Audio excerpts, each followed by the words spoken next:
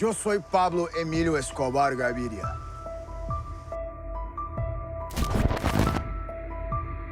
Pablo Escobar. That infamous drug lord we all know and love from the hit Netflix show Narcos. But yo, even though he's a household name, there's still mad facts about this dude that the history books ain't talking about.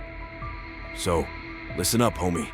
We're about to drop some knowledge bombs on you with little-known deets about the king of cocaine that'll leave you shook.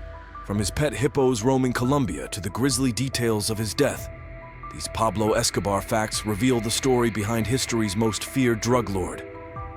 Escobar eclipses just about every drug kingpin in history. He started from nothing, and in as little as a couple of decades, became one of the most powerful men in the world. Along the way, he did some truly staggering things. Escobar was responsible for killing about 4,000 people, including an estimated 200 judges and 1,000 police, journalists, and government officials. In the 1980s, Escobar's Medellin Cartel was responsible for 80% of the cocaine that was sent to the United States. Before getting into the drug trade, Escobar sold stolen tombstones to smugglers and was also into the business of stealing cars. Pablo Escobar was born in Rio Negro, Colombia in 1949. His father was a farmer and his mother was a school teacher. In 1976, a 27-year-old Pablo Escobar married Maria Victoria Henao Vallejo, who was then just 15. While the Escobar family was in hiding, Pablo's daughter, Manuela, got sick.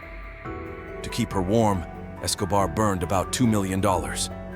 Pablo Escobar bought a Learjet specifically for flying his cash. Escobar is said to have smuggled cocaine into plane tires. Depending on how much product pilots flew, they could earn as much $500,000 per day.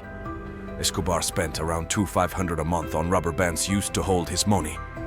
Escobar's earnings peaked at an estimated $30 billion. Escobar made the Forbes' billionaires list of the world's richest people 7 years in a row, beginning in 1987, and peaked at number 7 in 1989. In the late 1980s, Colombian authorities seized some of Escobar's enormous fleet, including 142 planes, 20 helicopters, 32 yachts, and 141 homes and offices. Escobar's business was so big and so scrutinized that in addition to planes, helicopters, cars, trucks, and boats, he even bought 2 submarines for transporting his cocaine into the United States.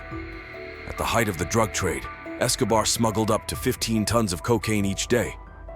Pablo Escobar's support of the poor earned him the nickname Robin Hood. Other popular nicknames for Escobar were Don Pablo and El Patron. Among the possessions that authorities found in Escobar's home was a Spanish translation of the self-help classic, The Power of Positive Thinking. About 10% of Escobar's earnings were lost to spoilage. Rats likely consumed a bulk of those bills. Escobar's luxury prison was referred to as La Catedral, aka the Cathedral. La Catedral housed a casino, a nightclub, and even a spa.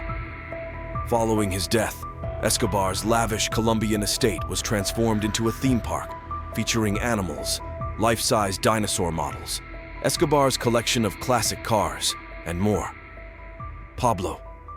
Escobar's greatest fear was extradition. No matter what happened, he didn't want to spend his final years in an American jail cell. Despite his horrific business dealings, Escobar did fund a number of programs to help Colombia's poor residents.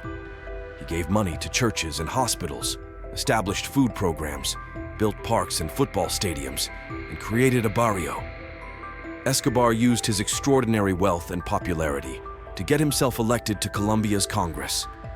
The biggest single cocaine shipment Escobar ever made to the United States weighed a whopping 51,000 pounds. Pablo Escobar was gunned down at the age of 44. Some people speculate that the wound was self-inflicted.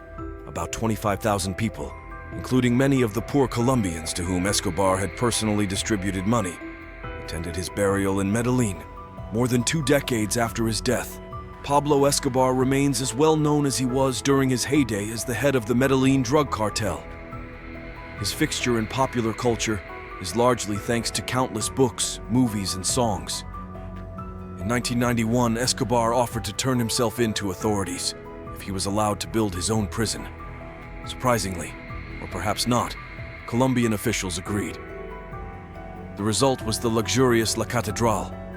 Not only did the facility include a nightclub, a sauna, a waterfall, and a soccer field, it also had telephones, computers, and fax machines. However, after Escobar tortured and killed 2 cartel members at La Catedral, officials decided to move him to a less accommodating prison. Before he could be transferred, however, Escobar escaped in July 1992. And that brings us to... After his escape, the Colombian government, reportedly aided by US officials and rival drug traffickers, launched a massive manhunt. On December 1st, 1993, Escobar celebrated his 44th birthday, allegedly enjoying cake, wine, and marijuana. The next day, his hideout in Medellin was discovered. While Colombian forces stormed the building, Escobar and a bodyguard managed to get to the roof. A chase and gunfight ensued, and Escobar was fatally shot. Some, however, have speculated that Escobar took his own life. The drug lord, who faced possible extradition to the US if arrested, had once said that he would rather have a grave in Colombia than a jail cell in the US.